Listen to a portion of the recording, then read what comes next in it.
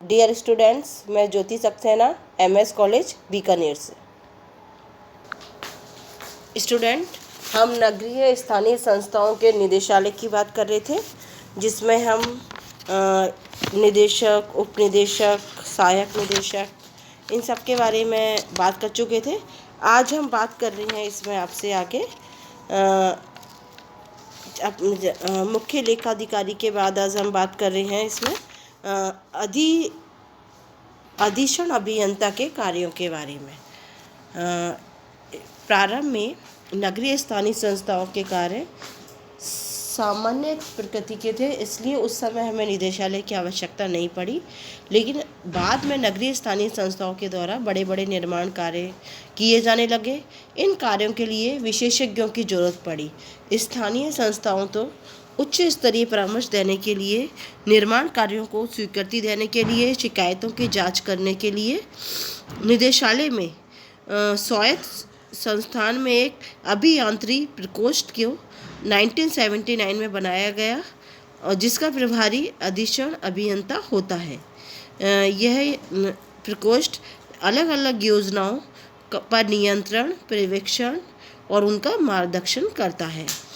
इस प्रकोष्ठ के कुछ काम हैं वो इस प्रकार से हैं: रैन बसेरे का निर्माण कार्यक्रम, पर्यावरण सुधार कार्यक्रम, कच्ची बस्ती सुधार कार्यक्रम, एक निश्चित राशि से अधिक के अनुमानों को सहमति देने का काम, आर्थिक रूप से कमज़ोर जो लोग हैं उनके लिए घर बनाने का कार्य, बाढ़ व दूसरे कारणों से अगर कोई हानि होती है तो उससे संबंधित कार्य, नगरीय स्थानीय संस्थाओं द्वारा निर्माण कार्यों के लिए वित्तीय संस्थाओं से जो ऋण लिए जाते हैं उनके प्रस्तावों की जांच करता है। नगरीय स्थानीय संस्थाओं के विकास कार्यों में जो भी कठिनाइयाँ आती है उन्हें दूर करने के लिए परामर्श देने का काम करता है। राज्य सरकार, भारत सरकार और अंतर्राष्ट्रीय संस्थाओं से जो भी योजनाएं और कार्यक्रम होते हैं उनमें तकनीकी परामर्श देने का काम करता है। निदेशालय के भवन की देखभाल, फर्नीचर, जल की व्यवस्था, लाइट आदि का रखरखाव आदि को पर ध्यान रखता है। नगरीय स्थानीय संस्थाओं के निर्माण कार्यों की जांच करता है और भी वो सारे काम करता है जो निदेशक समय समय पर उन्हें बताए। इसके बाद आता है कार्यालय अधीक्षक या ऑफिस सुप्रिटेंडेंट। ये दिन प्रतिदिन के निदेशालय के जो कार्य है वो कार्य करता है, जैसे निदेशालय के संस्थापन के काम, मंत्रालय अधीनस्थ और सहायक कर्मचारी समय पर कार्यालय आए, उनकी उपस्थिति को सुनिश्चिट करवाना, कार्यालय पद्धति के क्रियान्वयन के साथ साथ कार्यालय के दस्तावेजों को भी तैयार करवाने का काम, साथ ही टेलीफोन पंजिका के रखरखाव की व्यवस्था, लाइट पानी के बिलों का टाइम टू टाइम भुगतान करवाना, निदेशालय में के आदेश, निर्देश और परिपत्रों की कंप्यूटर के द्वारा टाइपिंग, फोटोकॉपी, डाक वितरण आदि का कार्य करवाना, निदेशालय के सारे पुस्तकालय और भंडार का समय समय पर निरीक्षण करना, कार्यालय की भवन की रोज की साफ सफाई को सुनिश्चित करना, निर्णयों की प्रमाणिक प्रतियां जारी करना, उच्च अधिकारी के द्वारा जो भी प्रकरण है उन दिए जाती हैं उनकी जांच करना, सामान्य प्रशासन की देखभाल करना, उच्च अधिकारियों के आदेश का पालन करना आदि कार्य, ये सभी कार्य कार्यालय अधीक्षक या ऑफिस सुप्रिटेंडेंट के द्वारा किए जाते हैं। नेक्स्ट इसमें आता है स्थानीय निदेशालय के क्षेत्रीय कार्यालय। राजस्थान बहुत बड़ा राज्य है, इसका भौगोलिक क्षेत्र भी बहुत बड़ा है, इसलिए यहाँ पर नगरीय स्थानीय संस्थाओं पर नियंत्रण, पर्यवेक्षण करने में कठिनाइयाँ महसूस की जा रही थी। इन कठिनाइयों को दूर करने के लिए 1977 और 78 में जयपुर, जोधपुर, उदयपुर यहाँ 3 जगह कार्यालय बने और इनका कार्य 3 सहायक निदेशकों को दिया गया। लेकिन इस व्यवस्था को और अधिक प्रभावी बनाने के लिए बाद में अजमेर, बीकानेर और कोटा में भी ये क्षेत्रीय कार्यालय बने। इस प्रकार वर्तमान में 6 क्षेत्रीय निदेशालय के 6 क्षेत्रीय कार्यालय हैं: जयपुर, जोधपुर, उदयपुर, अजमेर, बीकानेर और कोटा, जो 6 उप निदेशकों के अधीन कार्य कर रहा है। अब हम ये बात करते हैं कि working process of the directed किस प्रकार से अपना काम करता है।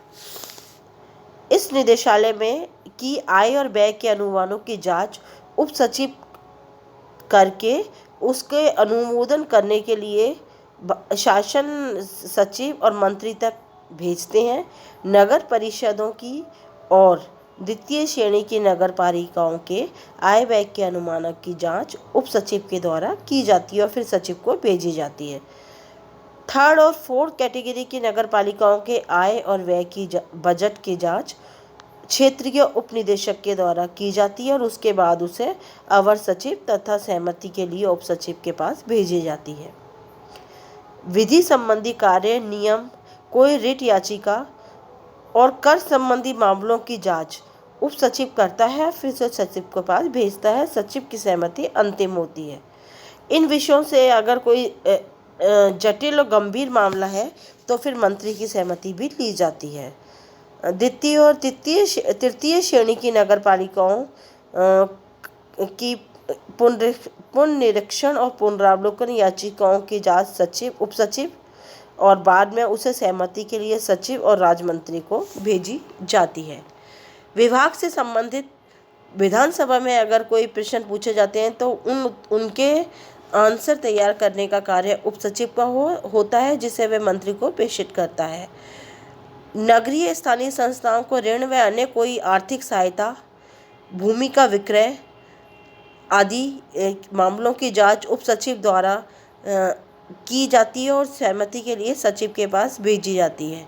नगरीय स्थानीय संस्थाओं के अध्यक्ष, उपाध्यक्ष और सदस्यों के विशिष्ट विधायकों की जांच उप सचिव करता है और उसके बाद उसे सचिव और मंत्री के पास भेजा जाता है। नगरीय स्थानीय संस्थाओं के द्वारा अंकेक्षण और निरीक्षण के प्रतिवेदन, साथ ही इनके विषय में आयोजित होने वाले मेले, पशु मेले, सम्मेलन, संगोष्ठियाँ, सफाई कर्मचारियों के मामले, अधिकारियों और कर्मचारियों के प्रशिक्षण के मामले, लोकायुक्त के प्रतिवेदन, सड़कों का नामकरण, वृक्षारोपण, जन्म व मृत्यु, गंदी वस्तुओं का अनुमोदन आदि की जांच उप सचिव के द्वारा की जाती है और उसके अनुमोदन के लिए शासन सचिव और मंत्री को भेज दिए जाती है। इस प्रकार डायरेक्टरेट का एक जो वर्क करने का प्रोसेस है इस प्रकार से चलता रहता है। लेकिन फिर भी हम कह सकते हैं कि डायरेक्टरेट के इस प्रोसेस के बाद डायरेक्टरेट के पास कुछ शक्तियाँ होती हैं, कुछ कार्य भी होते हैं जिन्हें पूरा करना उसका दायित्व होता है। ये कार्य इस प्रकार से हैं।